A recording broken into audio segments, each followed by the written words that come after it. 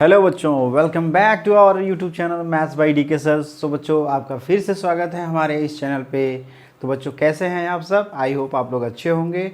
पढ़ाई आपने स्टार्ट कर दिया होगा। ओके, सो पहली क्लास में इंट्रोडक्शन हुआ था जिसमें हमने नंबर सिस्टम का इंट्रोडक्शन करा था, तो उसका इंट्रोडक्शन फर्स्ट क्लास में हो चुका है। आज की क्लास में बच्चों हम लोग जो है, जैसा कि जो थियोरीज हमने जो है पहले पढ़ा हुआ था इंट्रोडक्शन पार्ट में, उसी पे बेस्ड हमारा एक्सरसाइज नंबर 1.1 है। तो 1.1 के कुछ क्वेश्चंस हैं, यानी 4 क्वेश्चंस आपके पास हैं।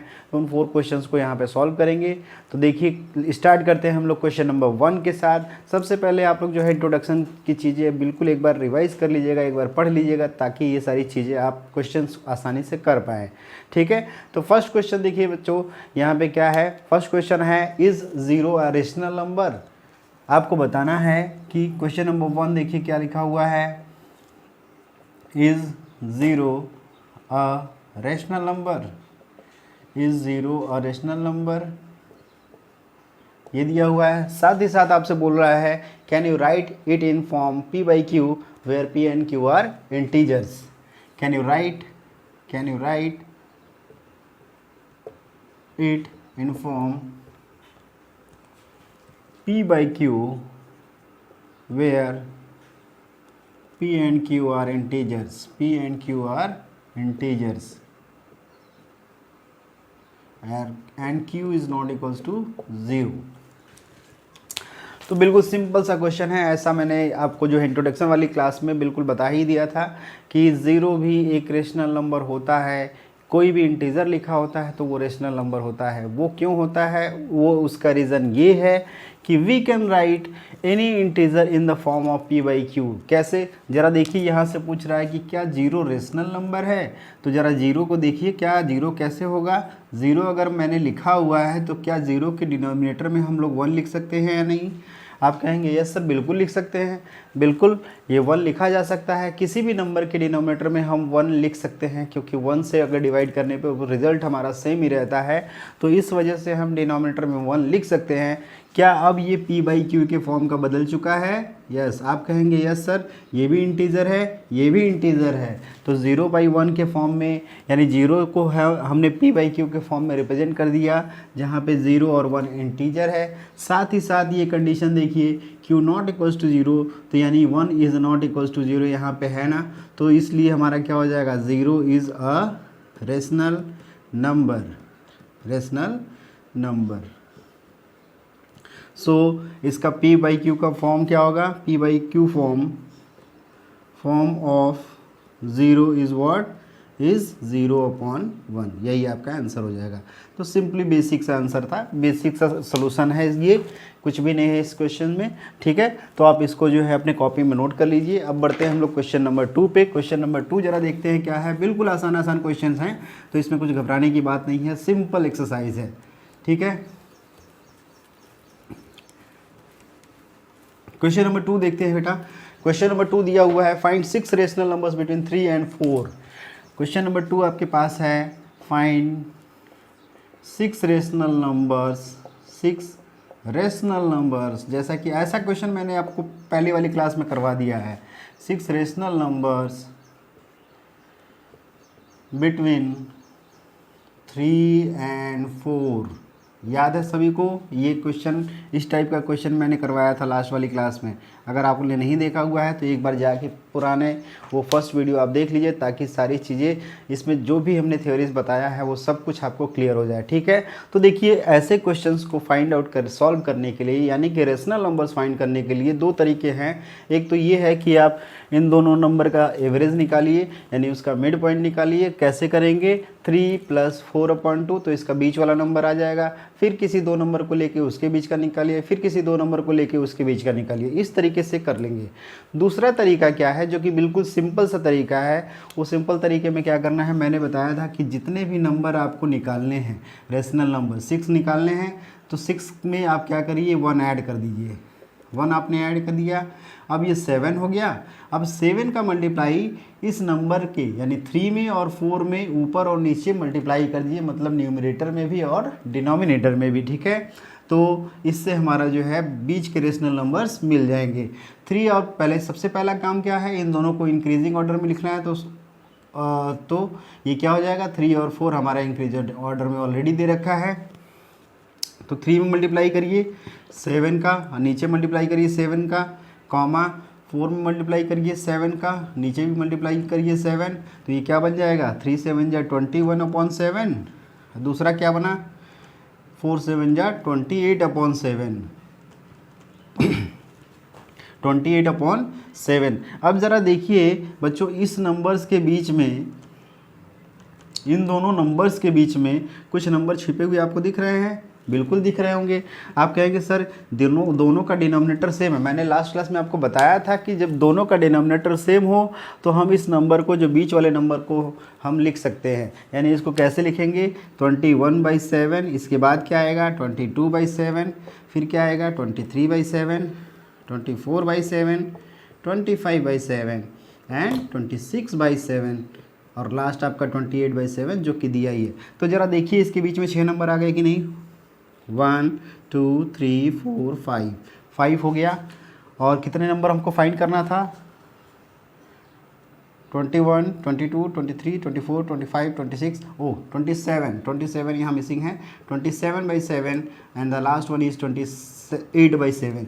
तो इस तरीके से टोटल 6 नंबर आपको यहाँ पे मिल चुके हैं। तो यही 6 नंबर आपके क्या हो जाएंगे, ये रिक्वायर्ड रेशनल नंबर्स हो जाएंगे बिटवीन 3 and 4। तो यही आपका आंसर हो जाएगा। तो बिल्कुल ये सोल्यूशन आपको अच्छा लग रहा है तो बिल्कुल इसको नोट डाउन कर लिए। बहुत ही इजी सोल्यूशन है, ये बहुत ही इजी एक्सरसाइज है, इसमें कोई घबराने वाली बात नहीं है। ठीक है, तो इसको नोट कर लीजिए। बढ़ते हैं थर्ड क्वेश्चन पे।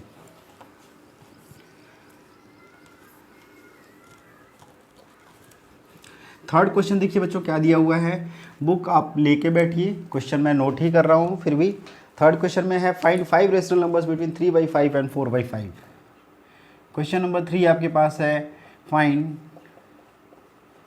5 रेशनल नंबर्स बिटवीन 3/5 एंड 4/5, यानी 4/5, यानी 3/5 और 4/5 के बीच में आपको 5 रेशनल नंबर निकालने हैं। फिर से वही काम करना है, वही हमें ट्रिक यूज़ करना है। वो क्या है कि जितने भी नंबर हमको निकालने हैं उसमें एक +1 करेंगे। तो हम ये +1 करते हैं। +1 करने से क्या आ जाएगा बच्चों, ये देखिए आ जाएगा 5 + 1 = 6। अब आपका क्या करना है, सर इस नंबर में भी ऊपर नीचे मल्टीप्लाई करेंगे 6 से, और इस नंबर में भी मल्टीप्लाई करेंगे ऊपर नीचे 6 से। मल्टीप्लाई कर लीजिए 3/5 × 6/6, और दूसरा नंबर 4/5 × 6/6। तो ज़रा देखिए क्या हो जाएगा, 3 6 = 18/30, और दूसरा नंबर बन गया 4 6 = 24/30, ये बन गया। अब जरा देखिए, अब डिनोमिनेटर दोनों का सेम है। जब डिनोमिनेटर का दोनों का सेम होगा तभी हम लोग बिल्कुल सीरियल वाइज में लिख सकते हैं उसके बीच के नंबर्स को, है ना। तो ये समझ में आ रही होगी बात कि ऐसा क्यों हो रहा है, क्योंकि 18/30 से स्टार्ट हो रहा है, 24/30 तक जा रहा है। तो इसके बीच के नंबर को लिख लीजिए। तो लिखते हैं, देखिए क्या बनेगा, 18 के बाद क्या आएगा, 18 के बाद आएगा 19/30, फिर आएगा 20/30, 21/30, 22/30, 23/30 and the last one is, जो कि आपका ऑलरेडी यहाँ पे है ही, 24/30। तो ज़रा चेक करिए आपके पास 5 रेशनल नंबर निकल गए क्या, 1 2 3 4 5। तो यही तो है आंसर। तो इसी तरीके से तो निकालना है। तो ये आपका बिल्कुल सिंपल साइज का सॉल्यूशन है। सो इसको नोट कर लीजिए। बढ़ते हैं नेक्स्ट क्वेश्चन पे।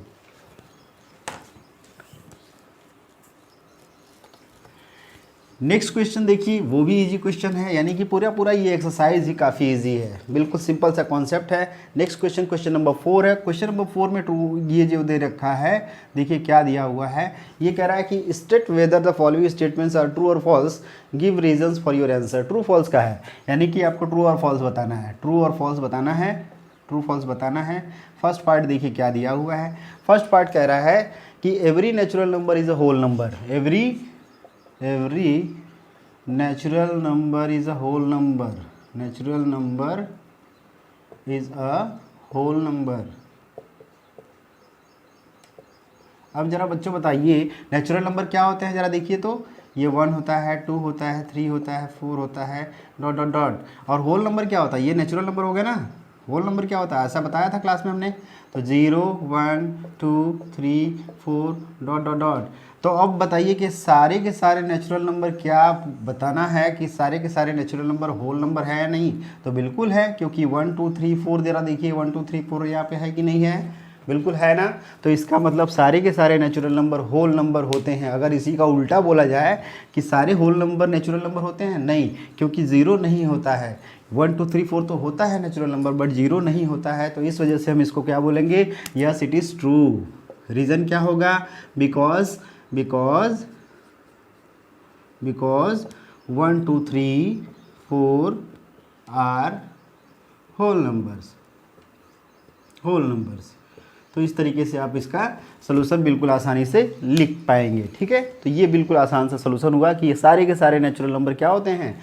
होल नंबर होते हैं। तो ये ट्रू है। क्यों? क्योंकि 1 2 3 4 हमारा होल नंबर में आता ही है, जीरो को छोड़कर। जीरो अगर ये उल्टा पूछता है कि होल नंबर नेचुरल नंबर होता है क्या, तब हम बोलेंगे फॉल्स। ठीक है, तो अब बढ़ते हैं नेक्स्ट इसके सेकेंड पार्ट पे।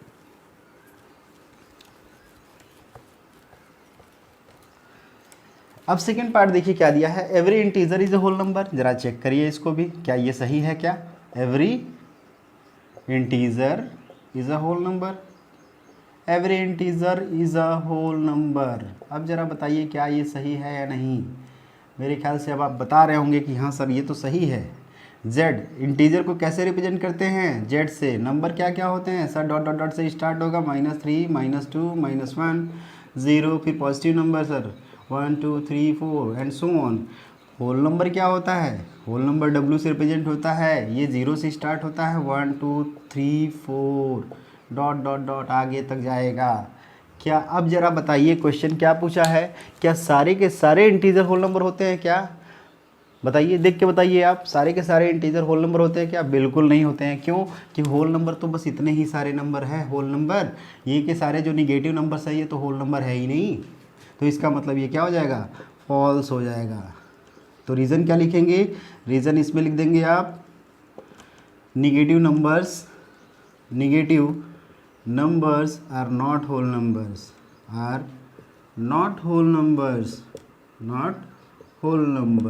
बिल्कुल सिंपल सा इसका सोल्यूशन था, बिल्कुल सिंपल सा इसका आंसर।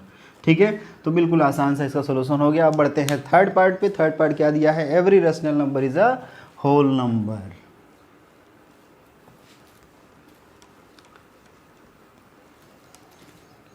अब जरा देखिए थर्ड पार्ट क्या दिया है। थर्ड पार्ट दिया है every rational number is a whole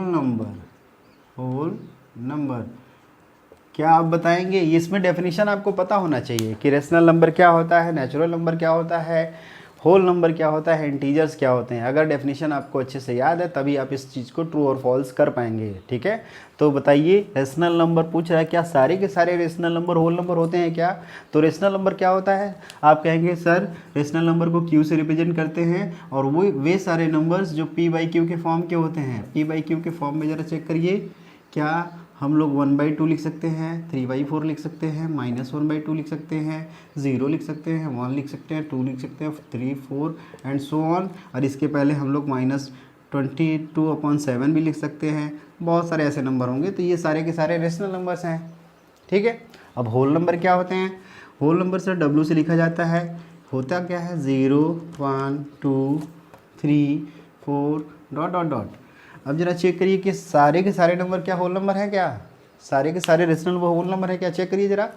क्या देखिए यहाँ पे तो आप देखें कि सर केवल इसी टाइप के नंबर्स जो हैं होल नंबर में एग्जिस्ट कर रहे हैं। इसका मतलब ये सब नंबर तो है ही नहीं। तो इसका मतलब ये क्या होगा? ये फॉल्स हो जाएगा। सारे के सारे whole rational number whole number नहीं होते हैं। ठीक है, तो ओनली इसका रीज़न क्या हो जाएगा? रीज़न इसका हो जाएगा only 0 1 2 3 dot dot dot are whole numbers. Okay, remaining numbers are not.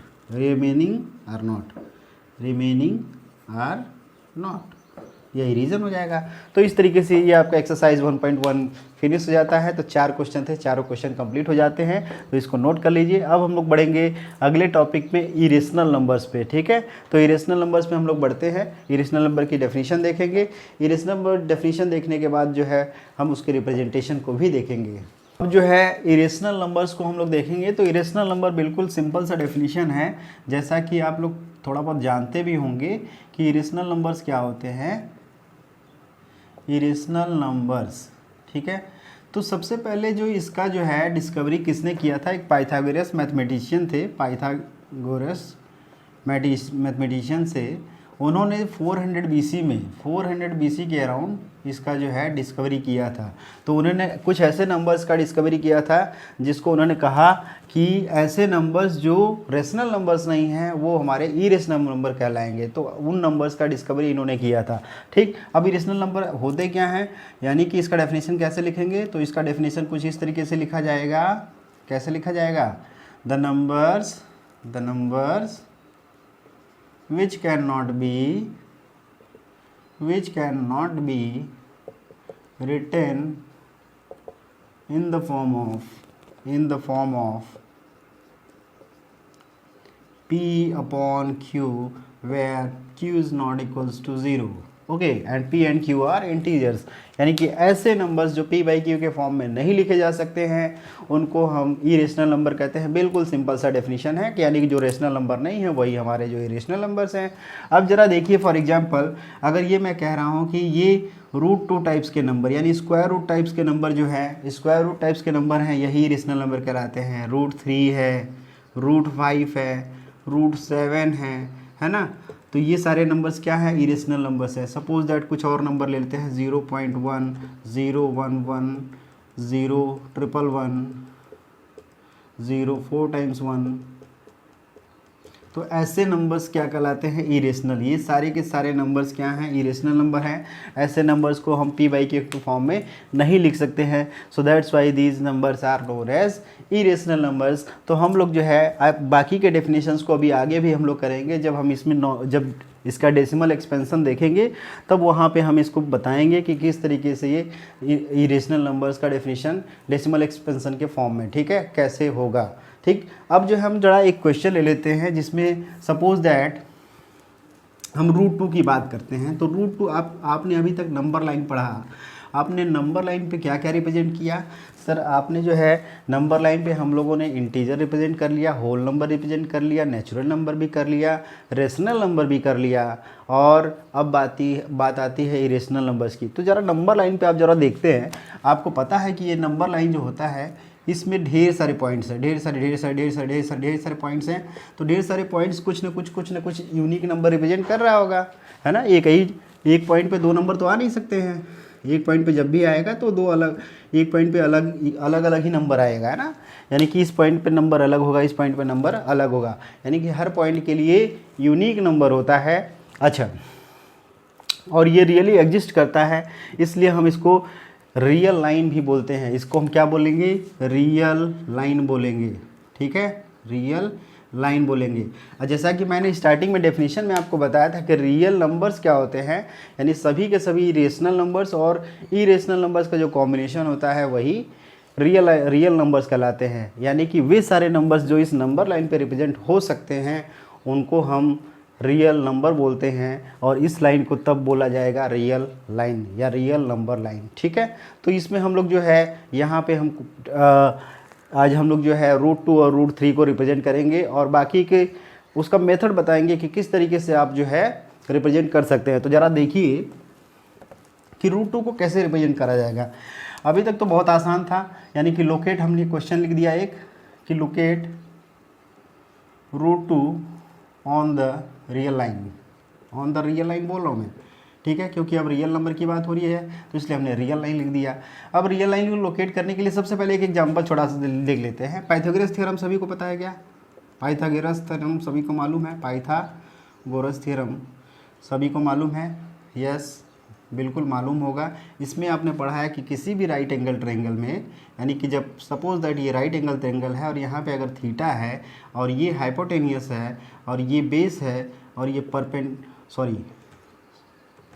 ये हाइपोटेनियस है, ये बेस है और ये बेस है और ये परपेंडिकुलर है, तो इस तरीके से इसका रिलेशन क्या होता है, hypotenuse square is equals to base square plus perpendicular square. यही तो पाइथागोरस थ्योरम होता है, यही हमारा क्या है, पाइथागोरस थ्योरम है।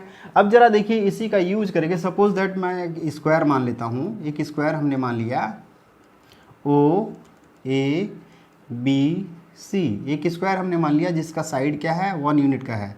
ठीक है, 1 यूनिट का अगर है तो ये जरा बताइए, एक स्क्वायर है तो सारे साइड्स बराबर होंगे ही, बिल्कुल बराबर होंगे। अच्छा, इसके डायगोनल की जरा बात करें हम लोग, तो ये डायगोनल की लेंथ कितनी होगी, डायगोनल की लेंथ कितनी होगी, तो सर आप ये बताएंगे डायगोनल क्या है, एक्चुअली में ये 90 डिग्री बन रहा है, तो ओ ए बी क्या बना, राइट एंगल ट्रायंगल बन गया। कैसा ट्रायंगल बन रहा है, राइट एंगल ट्रायंगल बन रहा है। तो जब इसमें जब आप पाइथागोरस थ्योरम अप्लाई करेंगे तो आप ओ बी की वैल्यू कितनी आ जाएगी, ये आ जाएगा O B square is equals to O A square plus A B square. तो ये देखिए 1 + 1, तो यानी कि O B is equals to क्या हो जाएगा, √2। एक्चुअली में यही लेंथ जो होगी √2 होगी, लेकिन अभी तो ये ऊपर दिख रहा है। अभी हमें रिप्रेजेंट करना है कैसे, इसको नंबर लाइन पे रिप्रेजेंट करना है। तो देखिए हम लोग करते हैं ये तरीका, अगर आपको पता चल गया तो इसी का यूज़ करके हम लोग उस रियल लाइन पे रिप्रेजेंट करेंगे। ठीक है, तो इसको हम लोग करते हैं, देखिए कैसे करेंगे। अब जरा ध्यान दीजिए, एक नंबर लाइन है जिसको अभी रियल लाइन बोला जा रहा है, क्यों, क्योंकि हम इस पर रिप्रेजेंट कर रहे हैं क्या, रूट्स नंबर को, यानी कि सारे नंबर्स को रिप्रेजेंट कर सकते हैं। यहाँ पे हमने ले लिया 1.0, एक पॉइंट हमने 1 ले लिया, थोड़ा बड़ा बड़ा इसलिए लिया जा रहा है ताकि जो है हमें ज़्यादा डिस्टेंस की ज़रूरत नहीं है। -2 -1 ये 0 है, इसको हम ओ 0 पॉइंट है तो इसको हम ओ कंसीडर कर लेते हैं, 0 पॉइंट है, इसको पॉइंट ओ मान लिया जाता है। ठीक है, इसको पॉइंट ए मान लेते हैं। इसकी लेंथ देखिए, हमें ध्यान दीजिए, जैसे हमने स्क्वायर में किया उसी तरीके से करना है। तो √2 लाना है, तो √2 लाने के लिए हमें एक बेस चाहिए 1 यूनिट का, जैसा कि इसमें फिगर में है। इस फिगर में हमने अब देखा, ये जो है स्क्वायर हमने बनाया, तो ये देखिए ये √2 मिल रहा था, तो इसके लिए एक बेस मिला, एक परपेंडिकुलर 1 यूनिट का है, तो एक बेस चाहिए और एक परपेंडिकुलर, तो एक परपेंडिकुलर ड्रॉ करना पड़ेगा। तो ड्रॉ ए परपेंडिकुलर ऑन ए, इस पॉइंट का नाम दे देते हैं बी। अब ओ बी को ज़रा ज्वाइन कर लेते हैं, तो ओ बी को ज्वाइन करेंगे तो ये देखिए अब ये √2 लेंथ बन जाएगा कि नहीं बन जाएगा, ये बात समझ में आया सबको। ठीक है, तो बस इतना सा काम करना है। तो ओ बी हमने क्या देखा कि ओ बी की लेंथ कितनी आ गई, √2 आ गई। कैसे आया, जब ओ बी हमारा, ओ ए हमारा 1 यूनिट है, ये देखिए 1 यूनिट है और ये भी 1 यूनिट है। 1 यूनिट हमने लिया हुआ है, क्यों, इसी के अकॉर्डिंग लिया हुआ है। तो जब ये 1 यूनिट आ गया, ये भी 1 यूनिट आ गया, तो इसका पाइथागोरस थ्योरम से ओ बी कितना आ जाएगा, यानी कि base square plus perpendicular square है, उसका स्क्वायर रूट ले लेंगे तो √2 आ जाएगा। ठीक, अब क्या करना है, अब क्या करेंगे कि ओ बी को रेडियस मानकर, यानी ओ बी को रेडियस मानेंगे आप, radius, and O as a centre, O as a centre. ये देखिए करना इंपॉर्टेंट है, इसमें कंपास का यूज होगा, कंपास पेंसिल आप रखेंगे ताकि आप आराम से इसको ड्रॉ कर सके, इसी तरीके से लोकेट कर पाएंगे। ठीक है, तो करना क्या है, ओ बी को आप जो है रेडियस मान लीजिए और ओ को सेंटर मान लीजिए। ओ को सेंटर मानेंगे तो ये आर्क बन जाएगा, है ना, ये रेडियस आपका एक तरीके से आर्क होगा। फिर इसी को आगे तक ड्रॉ कर लीजिए, तो जहाँ पे ये बनता है यानी कि कुछ इस तरीके से आएगा और इस तरीके से ज्वाइन होगा। तो इस तरीके से जब आगे आर्क को मिलाएंगे तो कुछ यहाँ पे ज्वाइन होगा, इस पॉइंट को P मान लीजिए। तो यही P पॉइंट जो है √2 को डिनोट करेगा। आई बात समझ में, जैसे पॉइंट A यहाँ पे 1 को डिनोट कर रहा है, उसी तरीके से पॉइंट P क्या डिनोट करेगा, √2 को डिनोट करेगा। तो इस तरीके से बिल्कुल आसानी तरीके से हम लोग जो है √2 को यहाँ पे इस नंबर लाइन पे रिप्रेजेंट कर दिया। सो दैट्स वाई इसीलिए हम इसको बोल रहे हैं रियल लाइन, क्योंकि इरेशनल नंबर भी हम नंबर लाइन पे रिप्रेजेंट कर सकते हैं। सो अब ये नंबर लाइन जो है रियल लाइन कहलाता है। ठीक है, तो इसके स्टेप्स में क्या लिखेंगे आप, टेक स्टेप्स लिख लीजिए। O A of 1 unit and दूसरा step, draw B A perpendicular on O A of 1 unit. ठीक है, ये कर लिया। थर्ड है join O B, join O B now, and now O B is equals to how much, √2। ठीक है, अब थर्ड क्या करें, फोर्थ स्टेप क्या करेंगे, यही चीज़, taking O B as radius, taking O B as radius and O as centre, draw an arc, draw an arc which touches the number line, touches the number line on point P, number line on point P, point P। ठीक है, अब point पे P पे ये touch कर रहा है, so the now length is, so now OP is equals to how much, √2। OP कितना है, √2 है। तो इस तरीके से पॉइंट P डिनोट करेगा हमारा √2, और ये टोटल लेंथ OP है, यही हमारा √2 है। पॉइंट P इसका लोकेशन डिनोट कर रहा है, टोटल लेंथ OP है, O से मेजर ही होता है क्योंकि 0 से मेजर होगा, तो इस वजह से OP कितना हो जाएगा, √2 हो जाएगा। तो इस तरीके से आप लोग जो है √2 को रिप्रेजेंट कर सकते हैं। ठीक है, समझ में आ गया, बहुत आसान है, एक दो बार प्रैक्टिस करेंगे बहुत आसानी से आ जाएगा। ठीक है, तो इसको आप नोट डाउन कर लीजिए। अब √3 का भी हम लोग देख लेते हैं ताकि और भी चीज़ें क्लियर हो जाए।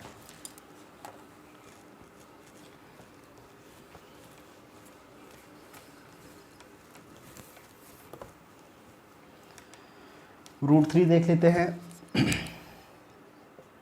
अब कहेंगे सर √3 को कैसे किया जाए, √3 में तो ऐसा कुछ स्क्वायर तो बनेगा नहीं, बिल्कुल सही बात है। अगर स्क्वायर नहीं बन रहा है तो हम कुछ और यहाँ पे दिमाग लगा सकते हैं। क्या दिमाग लगाएंगे, ज़रा देखिए, अगर हमारे पास ये फिगर में, ये फिगर हमारे पास जो नंबर लाइन है, यहाँ पे हमने 0.0 लिखा, यहाँ पे 0.1 लिखा, यहाँ पे 0.2 लिखा, यहाँ पे .-1 एंड सो ऑन, ये बाद में लिखने की ज़रूरत नहीं है। ये पॉइंट हमारा 1 यूनिट है। ठीक है, ये पॉइंट 1 यूनिट है। अभी √2 वाला रिप्रेजेंटेशन देंगे हम लोग, इसको O दे रहे हैं, इसको A दे रहे हैं नाम। ठीक है, इस पर हमने एक यूनिट परपेंडिकुलर ड्रॉ कर दिया है जिसका नाम B है। इसकी लेंथ कितनी है, 1 यूनिट है, 1 यूनिट हमने बना दिया है परपेंडिकुलर का लेंथ। ठीक है, अब इसको ज्वाइन करा तो ज्वाइन करने से क्या मिला, √2 मिल रहा है। अच्छा, अब आप ये कहेंगे सर इसको फिर क्यों बना रहे हैं, अब देखिए इसी का यूज होगा। क्यों, देखिए कैसे, अगर √2 आपको मिल रहा है तो √2 में 1 यूनिट का स्क्वायर करके अगर ऐड कर देंगे, सपोज दैट कि √2 आपको मिला, इसमें एक 1 यूनिट का और, यानी कि इसको बेस मान लीजिए या इसको परपेंडिकुलर मान लीजिए, तो इसका स्क्वायर करेंगे तो अगला क्या मिलेगा, √2 का स्क्वायर प्लस 1 का स्क्वायर, देखेंगे आपको 3 मिलेगा। तो रिजल्ट जो आएगा √3 के आस फॉर्म में आ जाएगा। ठीक है, तो इसी तरह से देखिए यहाँ पे क्या करेंगे, यहाँ पे एक परपेंडिकुलर ड्रॉ कर लीजिए, परपेंडिकुलर ड्रॉ कर लीजिए 1 यूनिट का, जिसका नाम दे देते हैं C। ये भी 1 यूनिट का हो गया, इसका नाम देते हैं C। अब इसको ज्वाइन करिए, तो OC जो ज्वाइन करेंगे बच्चों, OC जब ज्वाइन करेंगे तो यही √3 हो जाएगा। क्यों, क्योंकि ये तो 90 डिग्री हमने परपेंडिकुलर ड्रॉ कर लिया ना, तो ये OB हमारा इस समय बेस का काम कर रहा है और BC परपेंडिकुलर का काम कर रहा है। तो फिर यहाँ पे पाइथागोरस थ्योरम लगेगा। तो अगेन देखिए यहाँ पे इन ट्रायंगल, इसमें लिख सकते हैं आप इन ट्रायंगल OBC। OBC में ज़रा देखिए तो OC का स्क्वायर बराबर क्या हो जाएगा, OB square plus BC square होगा कि नहीं होगा, OB square plus BC square होगा, बिल्कुल होगा। तो यहाँ से आप ज़रा देखिए कि OC स्क्वायर बराबर OB स्क्वायर का मतलब √2 का स्क्वायर और 1 का स्क्वायर BC स्क्वायर, तो OC स्क्वायर बराबर कितना हो जाएगा, 2 + 1 होगा। तो OC की वैल्यू कितनी हो जाएगी, √3। यही तो निकालना था हमें कि हमें √3 निकालना है। अब कहेंगे सर √3 यहाँ पे आ गया, अब क्या करना है, फिर से वही काम। यस, फिर से आप जो है OC को रेडियस मान लेंगे, O को सेंटर मान लेंगे, और यहाँ से आर्क जब इस तरह से प्लॉट करेंगे तो यहाँ पे जो वैल्यू आएगा लगभग ये इस 2 के करीब आएगा। ठीक है, तो ये पॉइंट जो P होगा, यही पॉइंट कितनी वैल्यू डिनोट करेगा, √3 का रिप्रेजेंट करेगा। ठीक है, तो इस तरीके से हम लोग इसको आसानी से कर लेंगे। ठीक, तो इसमें भी वही स्टेप है। यहाँ पे हम क्या करेंगे, स्टेप्स में देख लीजिए। फर्स्ट स्टेप, टेक OA, या ऑलरेडी यहाँ पे लोकेट √2, लोकेट √2, ये पहला स्टेप हो गया। Second, draw B C of 180 और B C perpendicular of 1 unit on किस पे बनाना है, ओ बी पे बनाना है। ओ बी पे बना लिए, फिर इसके बाद ज्वाइन ओ सी, ज्वाइन ओ सी। अब यही ओ सी क्या हो जाएगा, now O C is equals to √3 हो जाएगा। क्यों हो जाएगा, बाई पाइथागोरस थ्योरम।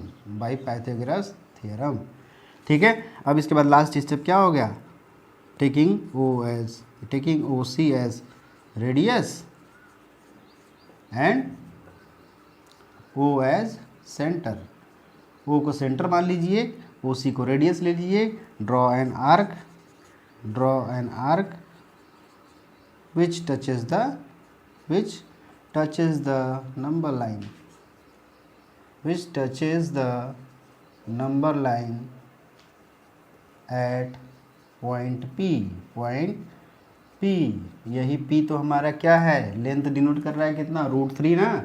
तो इस वजह से so O P is equals to √3। ये रिप्रेजेंटेशन हो गया √3 का।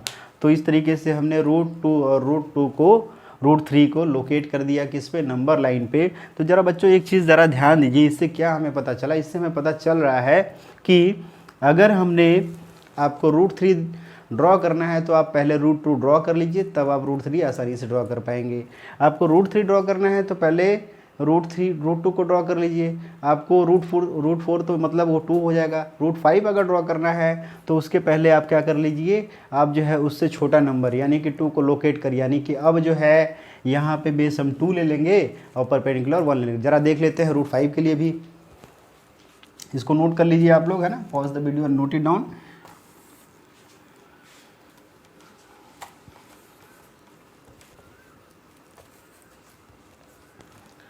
देखिए √5 के लिए बिल्कुल आसान है, कुछ नहीं है यहाँ पे। यह √5 का करना क्या है, √5 के लिए आप कहेंगे सर √5 के लिए कैसे करेंगे। अब √4 मतलब √4 क्या है, 2 है, तो 2 तो सिंपल सा यहीं पे आएगा ना। अगर ये नंबर लाइन है, ये 0 है, ये 1 है, ये 2 है, तो बस √4 का मतलब 2, तो 2 तो यहीं रिप्रेजेंट हो रहा है, तो इसको यूज़ करना है ना। रूट हमने बोला ना कि किसी भी नंबर को अगर रूट वाले नंबर को रिप्रेजेंट करना है तो उससे कम वाले नंबर को n-, यानी कि अगर आपको √n को रिप्रेजेंट करना है तो आपको पहले n-1 को वहाँ पे करना होगा। यानी कि अगर आपको √3 करना है तो पहले √2 को दिखाना होगा, तब आप √3 कर पाएंगे। क्लियर है, समझ में आ रही बात। तो उसी तरीके से अगर √5 को करना है तो पहले √4 को दिखाना होगा। तो √4 का एक्चुअली मतलब क्या है, 2 तो है ना। तो 2 है तो पहले इसको 2 को हम क्या मान लेंगे, ये ही हमारा बेस हो जाएगा। ठीक है, यही हमारा बेस हो जाएगा। तो ये पॉइंट O मान लीजिए, ये पॉइंट A मान लीजिए। अब ज़रा ध्यान दीजिए, अब इस पर क्या चाहिए, अब यहाँ पे हमेशा परपेंडिकुलर 1 यूनिट लेंथ का लेंगे। ठीक है, तो 1 यूनिट लेंथ का जब यहाँ पे परपेंडिकुलर लेंगे आप, ज़रा देखिए, तो इसको B मान लीजिए, ये 1 यूनिट हो गया। तो अब इसको ज्वाइन कराएंगे तो पाइथागोरस थ्योरम, ये टोटल लेंथ 2 है और ये टोटल लेंथ 1 है, तो 2² प्लस जब उसे निकालिए पाइथागोरस थ्योरम से, OB² is equals to OA² plus AB² हो गया। तो OA² की वैल्यू कितना है, 2² प्लस 1², ये कितना हो गया, ज़रा देखिए, OB² is equals to 4 + 1 is equals to 5। तो क्या OB इज इक्वल्स टू √5 आ रहा है, समझ में आ रही बात। अब OB इज इक्वल्स टू √5 आ रहा है कि नहीं आ रहा है, तो बिल्कुल आसान है। आपने देखा कि इस तरीके से हम जो इसको रिप्रेजेंट कर सकते हैं। अब जब OB इज इक्वल्स टू √5 आ गया तो कहेंगे फिर से आपको वही काम करना है, O को सेंटर मानना है, OB को रेडियस मानना है। ठीक है, O को सेंटर मानकर, OB को रेडियस मानकर एक आर्क ड्रॉ करेंगे जो कि कहाँ पे, नंबर लाइन पे टच करे, वही पॉइंट आपका क्या होगा, उस नंबर का लोकेशन हो जाएगा। ठीक है, तो इसको देख लीजिए कैसे बनेगा। अब यहाँ पे इसकी वैल्यू लगभग 2.2 समथिंग आता है। तो ये हम जो है जब इसको लोकेट करेंगे तो कुछ इस तरीके से ये आएगा। तो ये पॉइंट P होगा, तो यही √5 रिप्रेजेंट करेगा। ठीक है, तो सिंपल सा आपको स्टेप वही करना है। स्टेप में क्या करेंगे, स्टेप्स में पहला क्या है, take OA 2 units, OA is equals to 2 units. Second क्या है, draw perpendicular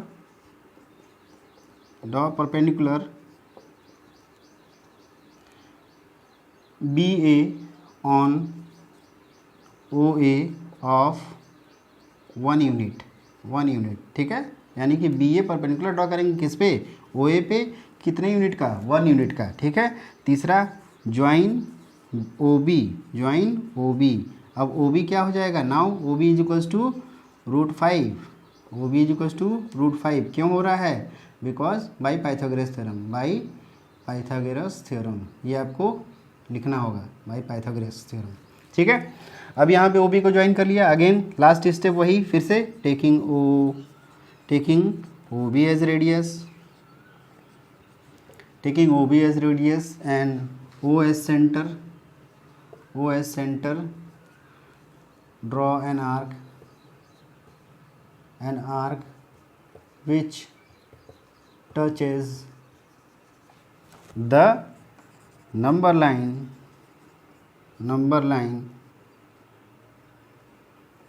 at point P, ठीक है। अब ये पॉइंट पे मिल रहा है तो P की लोकेशन √5 को डिनोट कर रहा है, तो ये टोटल लेंथ कौन सा हुआ, OP ही तो हमारा ये है। सो OP इज इक्वल टू कितना हो जाएगा, √5 हो जाएगा। तो यही रिप्रेजेंटेशन हो गया। सो इस तरीके से आप लोग जो है आसानी से इसको रिप्रेजेंट कर सकते हैं, ठीक है। तो ये हमारा जो है कुछ एग्जाम्पल्स थे, इसको हमने कर लिया। अब इसके बाद जो है अगला एक्सरसाइज होगा। तो अगले एक्सरसाइज में देखिए ये क्वेश्चन जो है यानी 1.2 में यही सारे रिप्रेजेंट करने हैं, तो ठीक है। तो अगले एक्सरसाइज को हम लोग नेक्स्ट क्लास में करेंगे, है ना। उसमें छोटे छोटे क्वेश्चंस हैं तो उसको नेक्स्ट क्लास में करेंगे। आज के क्लास के लिए बस इतना ही, ठीक है।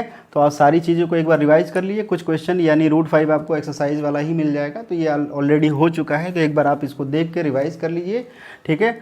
ओके, तो वीडियोस यानी क्लास अच्छी लग रही है तो बिल्कुल लाइक करिए, शेयर करिए, सब्सक्राइब करिए, ठीक है। अपने फ्रेंड्स के बीच में ज़्यादा से ज़्यादा शेयर करिए ताकि ये कंटेंट उनको मिल सके। Okay, thank you.